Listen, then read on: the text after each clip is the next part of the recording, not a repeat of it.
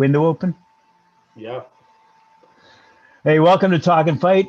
Once again, we're joined by Mike Orr, host of Knuckle Up, and we have a special guest joining us today, Dangerous Douris. He's going to talk to us about whatever he feels like. But it's your show, Mike. Why don't you lead us on?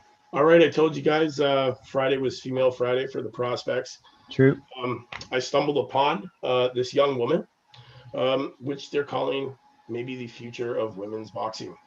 She's 15-year-old Saraya Brown L. She's already captured top honors in 11 national and regional tournaments. She started boxing in 2015. She collected gold medals at the 2019 Junior Open, the 2019 National PAL, the 2019 and 2017 National Junior Olympics, the 2017 Western Regional Open, and the Eastern Regional Open in 2017, 2018, and 2019. This girl's only 15 years old. She goes on record saying she stays focused and hungry, and no matter her accomplishments or accolades, she's always striving to do better.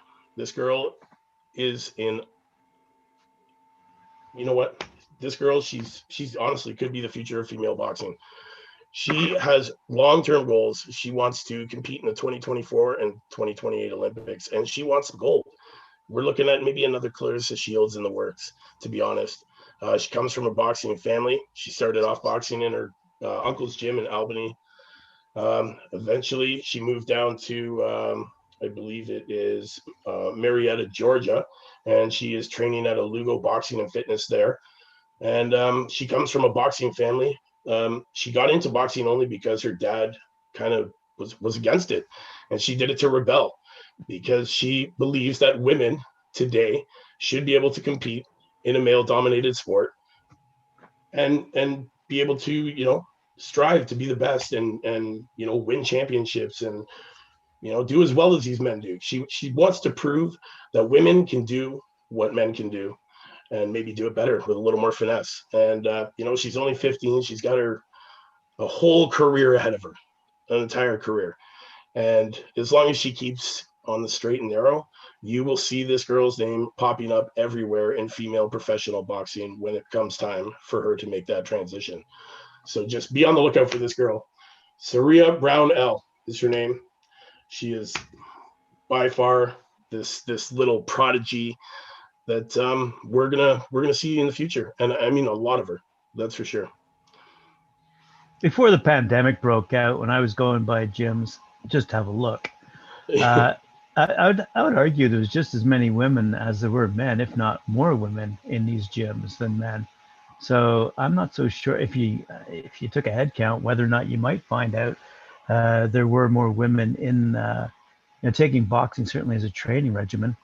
Definitely fitness, right? Boxing's good fitness. So a lot of women take it for fitness and self-defense, but you know, I guess more and more now you see them getting in there to compete. Like, you know, we had our politician, or sorry, our counselor on the other week, you know, and there's another one that definitely, you know, got into the ring and competed.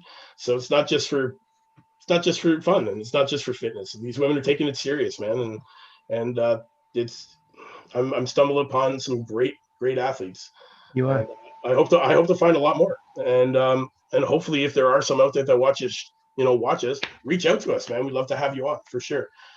Also, I would love to give a shout out to Scarlett, and congratulations on her debut show, Female Fist. It was awesome. I watched it. I liked it. Knuckle Up fans, check it out on talkinfightlive.com. And sounds like an interesting show. Yeah, definitely. It's interesting. She's herself is a good candidate and a good face for representing female boxers out there. So, Dangerous Drew, on that note, how are you doing today? I'm doing fantastic. Thank you. Speaking of great fighters. Yeah, speaking of. Knuckle Up fans. Hockey, but Knuckle Up fans, we have Dangerous Drew on here today, and we're gonna talk to him about a different kind of boxing. We're gonna talk some underground and the city of Toronto. And Drew, take us away, buddy. Tell us. Well, I had some fights in the late 70s after I finished my judo I was a judo champion in 1975 of Toronto for my age group. I was 12 and came out of that and was doing some boxing with my buddy Dave. Well, if I answer his last name, I had statute of limitations for Fight Club, right? Dave Hutchinson from Newsboys. And so we started doing some underground fights. It was mostly arranged by a guy named Chris Gavin. I'm really selling everybody out now. It was done in we did it in garages, schoolyards, gyms, wherever we could. And actually the money that was made was mostly from the betting, but I did make some cash and I think I got paid one time some cash and a Supertramp album because they had just come out and I think it was Crisis. What Crisis? It wasn't Crime of the Century. And I don't have enough cash to pay you, but I have this cash and Supertramp album. It was like awesome. And actually the last fight I had was against a guy named Andy Miller. And he was rope-a-doping to me because, Ali was in his late 70s and he had me in the rope-a-dope. And instead of like tiring me out, I just sat there and kind of flailed around until he opened his arm. And I did just an uppercut right with my right and snapped him off. He went down. I quit after that because I thought, oh, did I just kill him? Because he went down like, bam, and I could hear his snap because I just went right up with the uppercut. And I said, okay, I think I'm done with this right now. Because it kind of scared me actually because that wasn't bare knuckle. We were using gloves too at that time. I had gloves on. And I was just going to ask that. And I came up and scoop. And I'm like, I just remember him passing out and I think he cried, I don't know. And I'm like, no mas. I did a Roberto Duran in a different way. But it was kind of like, we just call each other up and we'd find out where it was. And usually we had one person that would run it and kind of match people up. And then they would take bets and basically it's just like you see in Fight Club, stand around. And so that's mainly my experience with it.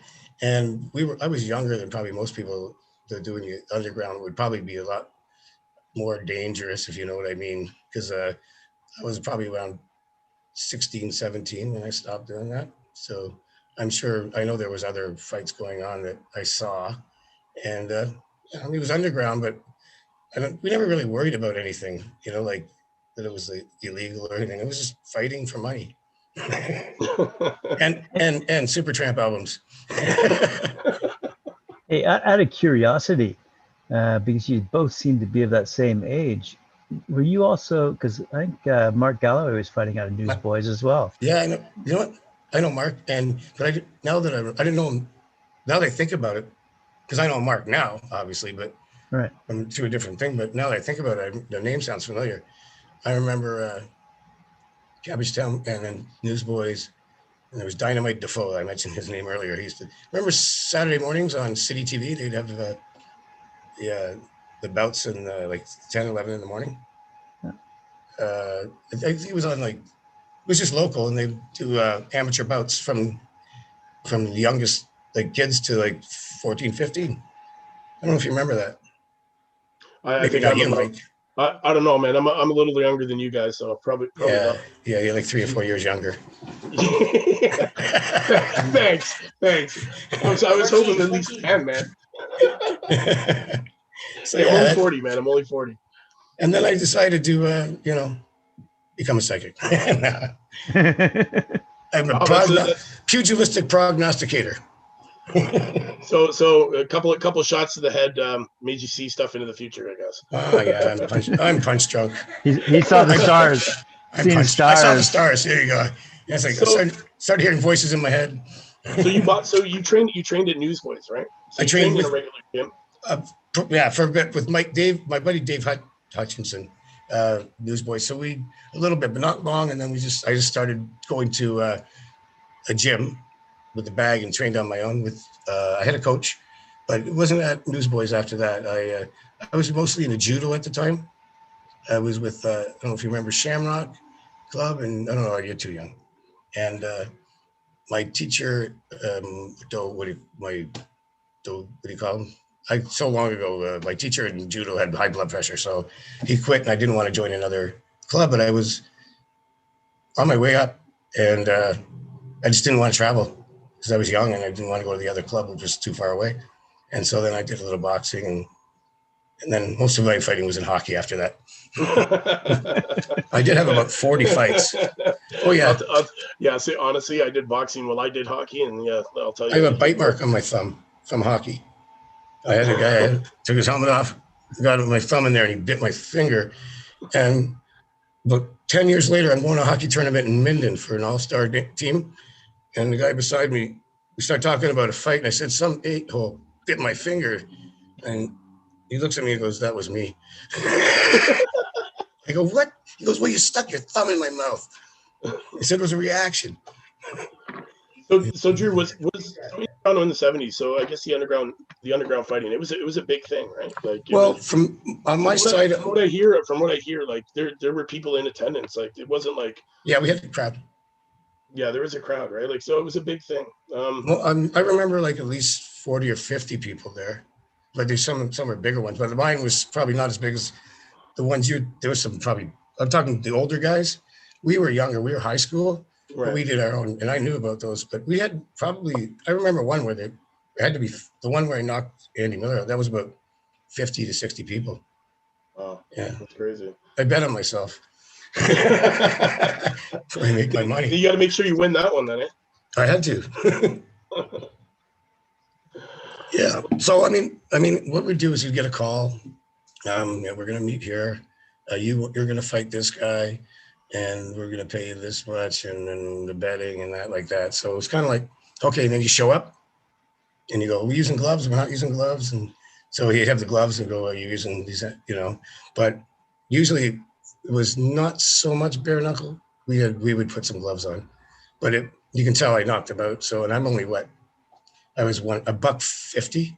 So, it's not really a knockout weight, right? Yeah, true. It was my only knockout. And I never lost. Are you keeping up to date with today's boxing? Yeah, I really like Thomas the Hitman Hearns. Wait, how old am I? No, I was, and then after I started watching the MMA mostly, and UFC, sorry, all that. And but I really like boxing a lot. But I mean, I watched in '80s, all the Roberto Duran and Sugar Ray Leonard, and when Pacquiao and what's a kid from Oxnard, California. He always fought against Pacquiao. You know what I'm talking about. Mayweather? He's from Oxnard, California. I'm not sure. Middleweight. Thanks, Drew. Yeah, I can't remember who I'm thinking of. It'll come to me. He's one of them. It was give us some dead air on your first appearance. Okay. Anyways, I'm probably not so much in the last 5 or 6 years, but I'll tell you, Drew. Honestly, get back in there, man. Boxing is getting really exciting right now. The heavyweight division is very exciting. You get the lightweights. They're just as exciting. There's a lot of crazy new prospects coming up. I put one on my show every day, guys to watch. They've got these impressive amateur records, and now they're turning pro, and they're already getting ranked. World numbers here. With just a few fights under their belt, man. Get back into it. Love it. Get back into get in shape too. Just Jordan and I have been working out and doing ballet at the same time. Seriously, yeah, it's great. It's good for your. Yeah. I'm running out of tights. Oh, there we go. She's running out of tights. and our ratings skyrocket. There you go, ratings skyrocket. Oh, I had nothing to do with it. Yeah. Oh, I thought you said I had nothing on. Well, I told you I ran out of tights. Ran out of tights. I told you I ran out of tights. Yeah, so pretty good. Jordan used to kickbox. I didn't know that. Now I just kick. So yeah, we've been training. The curb. We've been training together, working out. It's good. It's good for the health, right? It's good to stay in shape. She also does readings with me too, because she's also a psychic. Yeah, I mean that's what work here is about. Whether or not you can predict fights. Yeah. Yeah. Give me one. I'll tell you who's going to win. Go ahead, Mike. Who's coming up? Who? Oh, let's see. Let's see what bout we can do here. Fury. Let's go. Tyson Fury and his next bout, which I believe is against Anthony Joshua. Okay. Is it Joshua that he's fighting, that he's signed to? There's a big thing. I think it might be Joshua Fury. Tyson Fury. Tyson Fury. That's what my card says. Yeah. Tyson Fury's going to win that one? Yeah. Now, don't bet on him. If you lose, don't try and get the money out of me. But it's all right. I got it. We'll see. That fight's getting scheduled up to happen this year sometime. So he's going to come out furiously. Well, Tyson Fury, he is the champ right now. There is some stuff going on with Deontay Wilder getting a little upset that Tyson Fury doesn't want to honor the third fight that he was promised, and that he wants to fight Anthony Joshua. So there's a lot of things going on. He will get that fight, by the way. I just looked at that. Well, I'll definitely check that out and see. He will get that fight opportunity. What boxing fans all bet are truly curious about is whether or not Logan Paul is going to beat Floyd Mayweather. No, that's not going to happen. Well, let me tell you what I see. I'll just draw some cards here. Let's see it. Logan Paul, Floyd Mayweather. All right, let's see what we got. Who's going to win? Mayweather. Yes. It's in the cards. Bet It's in the the cards. house on that. Bet the house on that one, folks. I got the star card. He's a star. I got Mayweather. Mayweather is going to knock that kid's head off. The champ is I got the star card for him for Mayweather. He's going to knock his head off. Awesome. Well, Right on. Yours off every day. that being said, I know we're getting time to the end of the show here. So, Graham, you have any more questions for our guest, Dangerous Drew Douris? No, just one. Will he join us again one day? Oh, absolutely. Anytime. Is it in the cards? It's in the cards. I love it. Right there. It's right Love here. it.